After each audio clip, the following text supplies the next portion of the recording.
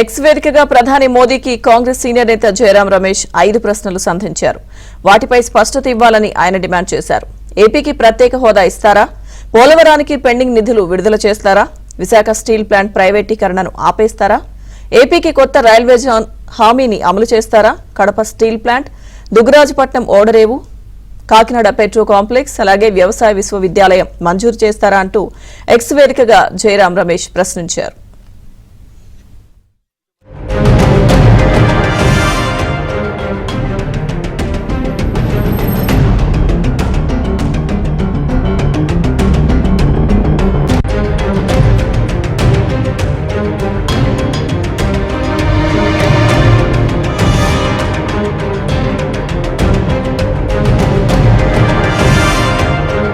ఇస్తారా?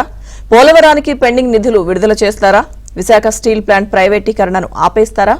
ఏపీకి కొత్త రైల్వే జోన్ హామీని అమలు చేస్తారా? కడప స్టీల్ ప్లాంట్, దుగ్గరాజపట్నం ఓడరేవు, కాకినాడ పెట్రో కాంప్లెక్స్, అలాగే వ్యవసాయ విశ్వవిద్యాలయం మంజూరు చేస్తారా అంటూ ఎక్స్ వేదికగా జయరాం రమేష్ ప్రశ్నించారు.